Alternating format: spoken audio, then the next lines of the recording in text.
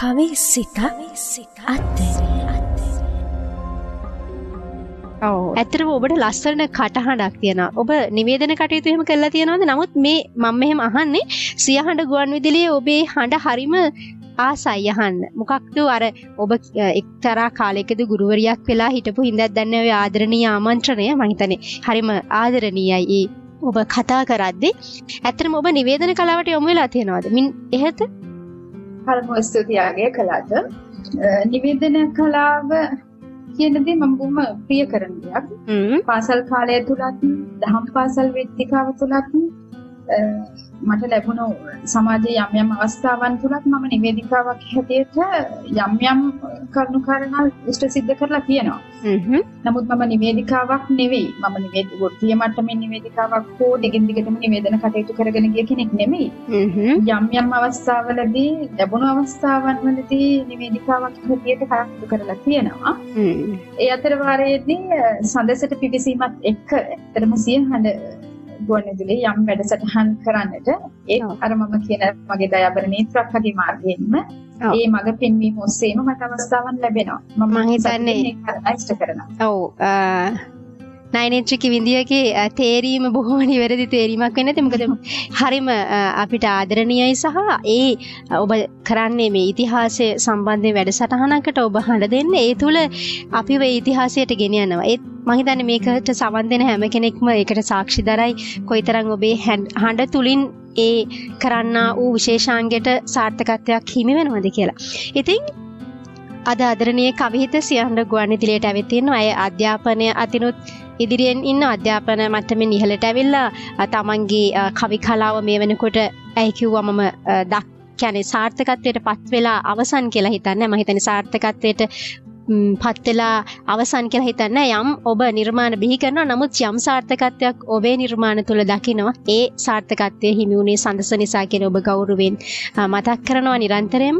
ඉතින් මේ සියලු දේවල් අතර අපිට අහන්න බැරි වුණා එක දෙයක්. දැන් අපි කතා කරා ඔබ කිව්වා ඒක අවලකදී මට මතකයි ආනන්ද බාලිකා විද්‍යාලයේ ඔබ කටයුතු කරමින් ඉන්න අතරේ ගුරුවරියක් විදිහට ඔබට ඊට සමු දෙන්න වුණා කියලා ඔබේ විවාහය නිසා. මට ඒ ගැන අහන්න ඕනේ ඔබේ සහකරු පිළිබඳවත් මතක් නොකළොත් ලොකු අඩුවක්. කියන්නකෝ ඔහු කවුද, කොහොමද කැමති නම් කොහොමද හමුුනේ? අපිට ඒ ගැනත් පොඩ්ඩක් මතක් කරන්න. ඔබේ ආදරය, ඔබේ ප්‍රේමය පිළිබඳව. මගේ ස්වාමියා, මගේ දායබර ස්වාමි පුරුෂයා රොෂාන් මංජුල වික්‍රමසිංහ ඊටමත් සොඳුරු මනසෙක්. ඇත්තටම සොඳුරු වගේම බොහොම මධ්‍යස්ථව ජීවිතය ගැන දකින බොහොම පැහැදිලි නිර්වුල් මනසින් ජීවිතය දකින පුද්ගලයෙක්. මම බොහොම ගරු කරනවා. මගේ ස්වාමියා වීම පිළිබඳව මම 100% වාරයක් සන්තෝෂ වෙනවා. ඇත්තටම මම යම් නිර්මාණයක් අද කරනවා නම් ඒ නිර්මාණය කිරීම සඳහා අවශ්‍ය කරන මානසික පසුබිම පිළිගැන්වීම ශක්තිය දෙවන්තර මට්ටමක මගේ ස්වාමියා. කොහොමද ඇත්තටම රොෂාන් මගේ පුංචි කාලේ ඉඳන්ම බොහොම දන්න අඳුනන පවුලක දුරින් නෑදෑයන් පවුලක කෙනෙක්. මේ දැන ඇඳුනුකම මත ඇති වුණු සම්බන්ධතාවයක් මත තමයි අපි විවාහ වෙන්නේ. ඒ විවාහය බොහොම හොඳින් සාර්ථකව සතුටින් ආදරෙන් ගෙනගෙන අරගෙන යනවා. ඔව් ඉතින් අපිටත් සතුටුයි ඔබේ ඒ සොඳුරු කැදැල්ලේ සතුට තවත් වැඩි වෙන්න කියලා අපිත් ප්‍රාර්ථනා කරනවා. ඉතින් මේ විදිහට අපි බොහොම ආදරණීයව කතා බහක යෙදලා ඉන්නේ. කවි හිතක් අද්දරට ඇවිත් අපි කවිය ගැන කතා කරනවා වගේම පෞද්ගලික ජීවිතය තොරතුරුත් කතා කරනවා. සඳස කවි පිටුව තුල ඉන්න බොහෝ දෙනෙක් කිරියක් විදිහට ඔබව හඳුනනවා, ඔබව කියවනවා, ඔබේ නිර්මාණ කියවනවා. නමුත් පෞද්ගලික ජීවිතේ වෙන්න පුළුවන් විවිධ තොරතුරු තියෙනවා, නොකියූ තොරතුරු වෙන්න පුළුවන්. අපි මේ දේවල් බොහොම ආදරණීය විදිහට බෙදා හදා ගන්නවා. දැන් සඳස පිටුව කියන්නේ එකම පවුලක්. ඔබට දැනුම ලබා දුන්න කවි නිර්මාණ බිහි කරන්න හොඳ ඔබට වටපිටාවක් හදලා දුන්නා. ඒ වගේම තමයි දැනුම ලබා දුන්න. මේ සියලු දේවල් අතර ඔය සඳස පිටුව තුල ඉන්න දැන් ඔබ විශේෂයෙන්ම මතක් කළා ඔබ ආදරණීය නේත්‍රියක් කියලා මතක් කරනවා. නයි නේත්‍රි කිවිඳිය. ඉතින් මේ විදිහට මේ ඇතිවෙච්ච සහෝදරකම බැඳීම නැත්නම් මිත්‍රත්වය කොහොමද යාළු හිත වන්තකම් මේ සඳස පිටුව තුළ ඒ ගැනත් මතක් කරන්නකෝ. ඇත්තටම සඳස පිටුව දැන් සඳස අපේ පවුලම වෙලා ඉවරයි මම හිතන්නේ. ඒ තරම්ම අපි සමීපයි. නේත්‍රක්කා එතකොට මම නේත්‍රක්කා කිව්වට කමන්නේ මම හිතන්නේ අපි තරම්ම සහෝදර බැම්මක් තියෙනවා ධම්මික අයියා ධම්මසිරි අයියා දිනේෂ් මාලේ තරංගනම්ගේ ක්‍රිෂාන් මාලේ සක්කුණි ඔය වගේ එකම පවුලක මතක් වෙන සමාජිකයෝ වගේ අර මේ සඳස කිව්වහම පොලිමට නම් ගොඩක් ගලාගෙන එන ඔළුවට ඒ තරමට අපි සම්බන්ධයි දැන් ඒතරම් අපි බොහොම කිට්ටුවේ හිතේශවන්තයි එක එක්කෙනාගේ කඳුල සුසුම සතුට දැනෙන තරමට අපි බොහොම කිට්ටුයි අපි ලංකාවෙන් දුරක ඉන්න ඔය සියලු දෙනාම ශ්‍රී ලාංකිකයෝ විදිහට එකට එක්කලා සියලු දෙනාම බැඳීමෙන් ඉන්නේ. ඉතින් ඒ බව අපිට දැනෙන ඔබේ කතාවර මට ඔබ කතා කරන හැම මොහොතකදීම මුල සිට අග දක්වා මේ මොහොත වෙනතෙක්ම හිතුණා ඔබ කොයිතරම් තෘප්තිමත් ජීවිතයක් ගත කරනවද? ඔබ යාළු හිත මිතුරන් සමග කොයිතරම් මේ සමීප සම්බන්ධතාව දක්වනවද ඔබේ? ඒ වගේම තමයි ඔබ මුල අමතක නොකරන හැම විටම අම්මට තාත්තට ගරු කරන සහෝදර සහෝදරියන් ගැන මතක් කරන විශේෂයෙන්ම සහෝදරයෝ ඔබට ඉන්නේ ඒ ගැන මතක් කරන බොහොම ආදරණීය තැනැත්තියක් ආදරණීයයි ඔබ. ඉතින් මේ කතා බහ අපි බොහොම සුන්දර විදිහට ගෙන යන අතරේ විවාහ ජීවිතය ගැන අපි කතා කළා. ඒ වගේම මිත්‍ර සම්බන්ධي කොහොමද මේ සනස පිටුව තුර ඒ ගැන අපි කතා කළා. ඉතින් දැන් මේ සියලු දේවල් අතර අධ්‍යාපන කටයුතු ගැනත් අපි කතා කළා. මෙතනින් එහාට ඔබ, ඒ කියන්නේ දැන් අපේ එක එක නිර්මාණකරණයේ පැත්තෙන් වෙන්න පුළුවන් ඔබේ ජීවිතේ බලාපොරොත්තු ඇති. අපිට පොඩ්ඩක් මතක් කරන්න. ඒ කියන්නේ මහා හුඟක් බලාපොරොත්තු තියාගෙන ඉන්නේ නැහැ කියනවා සමහරු. නමුත් ප්ලෑන් එකක් තියෙනවා මෙන්න මේ දේවල් කරනවා කියලා. කොහොමද ඔබේ ඉදිරියේ කවිය වෙනුවෙන් ඔබ මොනවා හරි දෙයක් අපිට කියන්නකෝ පෞද්ගලික ජීවිතේ කොහොමද ඔබේ බලාපොරොත්තු කවි නිර්මාණ වෙනුවෙන් ඔබ මොනවා හරි දෙයක් කරන්න හදනවා නම් අපිට ඒ ගැන මතක් කරන්නකෝ. බලාපොරොත්තු කිව්වහම ඇත්තටම මම මහා බලාපොරොත්තු කන්දක් ඔළුවේ තියාගෙන ඉන්න කෙනෙක් නෙමෙයි පැහැදිලිවම. ජීවිතේ පෞද්ගලික බලාපොරොත්තු ගැන කතා කළොත් මගේ තියෙන ලොකුම බලාපොරොත්තුව තමයි මම අම්මා කෙනෙක්. මට දෙන්නෙක් ඉන්නවා වෙක් සහ පුතෙක්.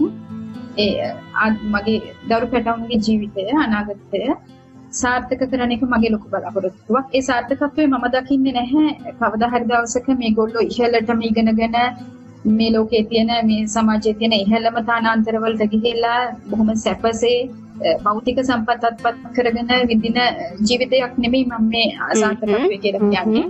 මට ඕනේ මගේ දරුවෝ කවදා හරි දවසක ලොකු වෙලා ඒගොල්ලෝ ඉගෙන ගන්න ඕනේ. අනිවාර්යෙන් බුද්ධිමත් වෙන්නට ඕනේ.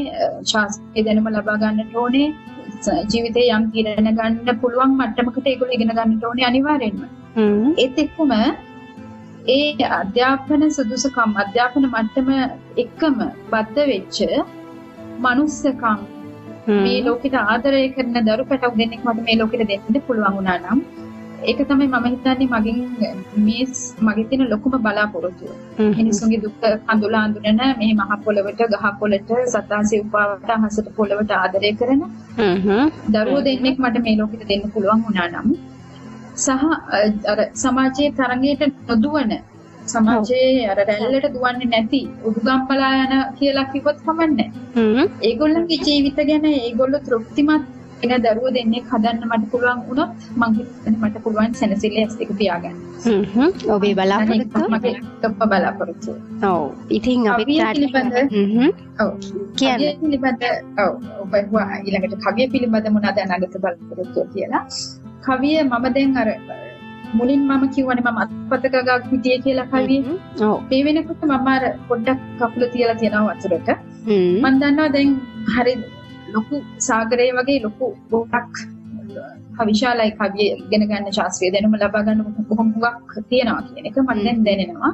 ඔව්.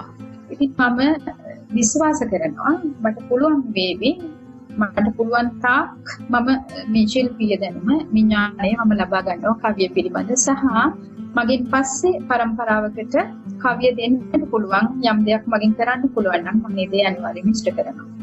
ඔව් අනිවාර්යයෙන්ම එවැනි දෙයක් වෙනවා නම් ඒක හරි වටිනවා සමාජයට. මම හිතන්නේ හෙට දවස වෙනුවෙන් කවිය කියන නිර්මාණය ගොඩක් වෙලාවට සමහර දෙනෙක් තුලින් ඈත් වෙමින් පවතිනවා. තවත් කෙනෙක් ඒ කවිය ඔස්සේ නිර්මාණ බිහි කරනවා. අර කාර්යබහුල ජීවන රටාව තුළ වෙන්න පුළුවන් ඒ අපි අර පරිසරයට ලන් වෙන දේවල් වෙන්න පුළුවන්. නැත්නම් මේ වගේ නිර්මාණශීලී දෙයට අත තැබීම වෙන්න පුළුවන්. ගොඩක් අඩු වෙලා තියෙනවා බොහෝ දෙනෙක්ගෙන්. ඉතින් එවැනි කාලවකවානුවක කවියට ඔබ ආදරය කරනවා විතරක් නෙමෙයි, ඒ කවිය වෙනුවෙන් යමක් ඔබට කරන්න පුළුවන් නම් ඒ දේ ඔබ ඉටු කරන්නත් අනිවාර්යයෙන්ම යොමු වෙලා ඉන්නවා කියලා අපි දන්නවා. ඒක අපිට සතුටක්. කවි සිත අත්දැකීම. සිතන්නට හැකිනම් සරසවි පීදු පන්හිඳ තෙද බලපානා කවියෝ වීරයන් ජන හදවත් දිනනා දුර්ලභ වාසනා මහිමය හිස දරනා කවිකම සිය පාතකි මඩ ගොහොරුවේ පිපෙනා කවියනි ඔබ ලියන කවි පද මත පීරා පදරුත් සොයන සඳ හිත රැඳී දුක් ධාරා නොනත් කිවිඳියක හැකි කවි පද තෝරා ලියනෙමි එයයි යුතුයකම මම මග නෑරා තුම්මව් කුසක මිත්තනියක සොයුරියක පෙම්වතියක බිරිඳක යස යෙහෙලියක සිනහස උගන්වයි මුලකුරු කවි කාමක කවියන් ඉපදෙන්නේ ඒ සෙනෙහෙන් ලොවක ගැහැණිය පිරිමියකු ලෙස කවි හිත දකිනා හිත රැඳි හැඟුම් පදරුත් එක එක ලියනා අවැසි නොවේ ගරු බුහුමන් ඉන් ලබනා එනමුත් ලිවිය යුතු වටිනාකම් හැඳිනා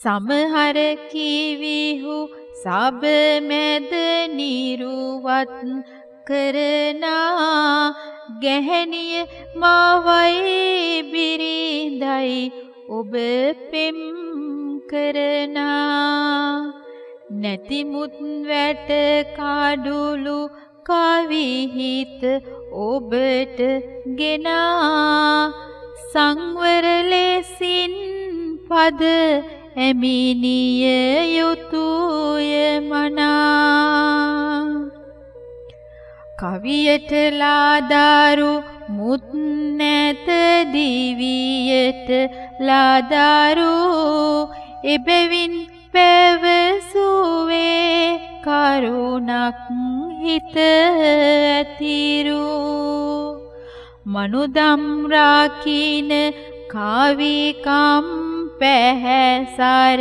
සොඳුරු මුදුනින් වඳිමි අගයමි සුවසිත පැතිරු කවි සිත අත්දැකීම.